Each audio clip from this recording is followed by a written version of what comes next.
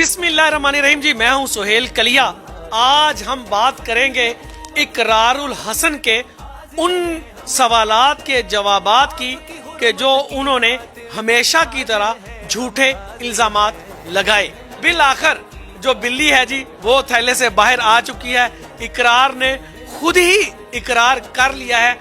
आज जो फसादी फितना है इकरारुल हसन अपनी ही कही हुई बातों की तरदीद कर रहा है। कल तक ये फसादी जिन करामात को झूठ और शोदेबाजी कहता था, आज उन्हीं चीजों को तस्लीम कर रहा है। जरा ये देखें इस खातून को जो कि मरीजा थी और इसके ऊपर स्टंप है कि ये हक खतीब हुसैन अली बादशाह सरकार की ही मरीजा थी।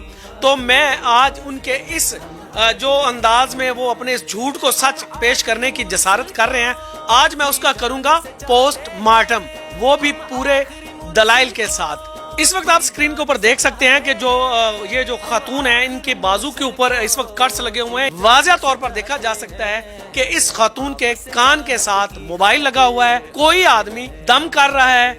दम के साथ ये जो औरत को तकलीफ थी, जो हमने भी अपनी वीडियो में कही, जो दरबार से भी ये मैसेज गया कि इस खातून में ये चीजें थी, ये तकालीफ थी, तो आज इकरार ने इस बात को इकरार कर लिया है कि ये हकीकत है।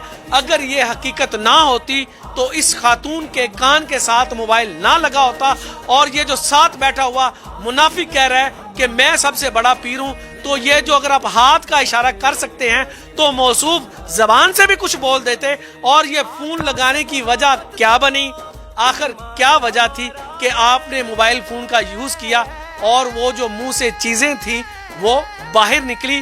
क्यों आपने अपनी वीडियो में ये नहीं दिखाया कि ये जो मोहतरमा है उनके मुंह में पहले ये चीजें रखी फिर निकाली गई?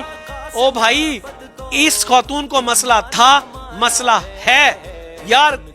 कितनी सादा सी बात है कि एक खातून अगर ये ट्रिक है तो ट्रिक में फोन का क्या काम।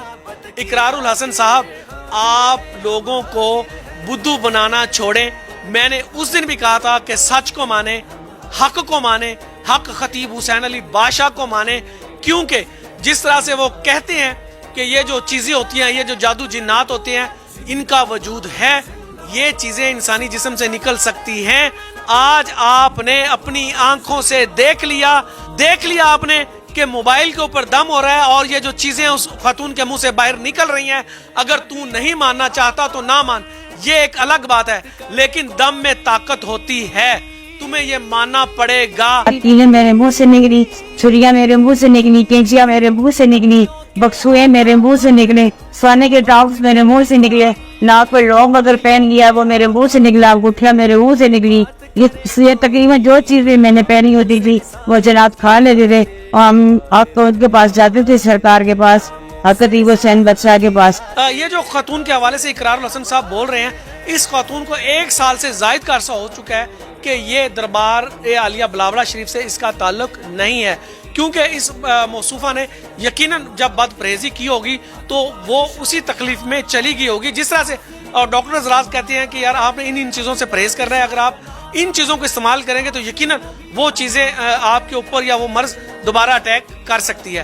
तो आप भी इस वीडियो में देख सकते हैं कि ये जो मौसूफ कान के साथ ये जो मोबाइल लगाए हुए हैं, यकीनन इसके ऊपर कोई आदमी दम कर रहा है। अगर तू नहीं मानेगा तो ये बाखुदा, मैं इस बात को कहने में मुझे कोई दिक्कत नहीं कि तू इस पाकिस्तान का नहीं, दुनिया का सबसे बड़ा मुनाफिक इंसान है, जो अपनी आंखों के साथ देख रहा है, सुन रहा है और इसके बावजूद उसको छुपा रहा है। हम तुम्हें ये चीजें छुपाने हरगज नहीं देंगे।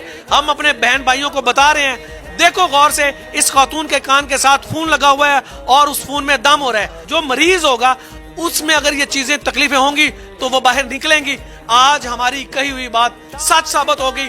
आज इकरारुल हसन भी इस बात को तस्लीम कर चुका है कि बिल्कुल अगर फोन के ऊपर भी दम किया जाए तो यकीनन ये चीजें निकल सकती हैं। हम इसको ये जो कहता है कि ये ट्रिक है, खुदा का खौफ खाओ और मत झूठ बोलो। तुम ये समझते हो कि इससे तुम्हारी रेटिंग और बढ़ जाएगी। मोहतरम, आप जो मर्जी कर लो, आप कल भी झूठे थे, आप आज भी झूठे हो, मैं कह रहा हूं तू आने वाले कल को भी झूठा साबित हो। जिस तरह से आका खतीब हुसैन अली बादशाह सरकार का कहना है کہ یہ کوئی ٹرک نہیں ہے, یہ کوئی آنکھوں کا دھوکہ نہیں ہے, یہ روحانیت کے مسئلے ہوتے ہیں جن میں جو مریض آتے ہیں ان کو مختلف چیزیں جو ان کو تکلیف پہنچاتی ہیں, یا جو پیچھے سے لوگ علم کرتے ہیں مختلف فیملیز کو پریشان کرنے کے لیے, ان تکالیف جو جادو اثر ان کے اوپر کیا جاتا ہے, وہ چیزیں یا تو انسان کے دل کو تکلیف پہنچاتی ہیں, ان کے گردوں میں تکلیف ہو جاتی ہے, کینسر جیسے مرض لاحق ہو جاتے ہیں, انسان ڈائلیسس کے اوپر چلا جاتا ہے. تو جب بادشاہ سرکار دم کرتے ہیں تو وہ جو نحوستیں ہوتی ہیں جب وہ اترتی ہیں تو لوگ یہ کہتے ہیں کہ یہ کیسے ممکن ہے. حق خطیب حسین علی نے ختم نبوت کی جو کاز ہے اس کو نقصان پہنچایا. تو میں ان سے سوال کرتا ہوں کہ آپ مجھے یہ بتائیں کہ انہوں نے کیا نقصان پہنچایا. میں آپ کو بتا دوں, حق خطیب حسین علی بادشاہ سرکار وہ واحد پرسنالٹی ہیں جنہوں نے تاجدار ختم نبوت کا جو علم ہے, یہ جو نعرہ ہے, پوری دنیا میں بلند کیا. تم اور تمہارے جو نام نہاد آقا ہیں, جن کے ٹکڑوں کے اوپر تم پلتے ہو, جن کے اشاروں کے اوپر تم ناچ ناچ کر تم نے اپنے گھنگرو توڑ دیے, تم بات کرتے ہو کہ میں ختم نبوت کا پہرے دار ہوں.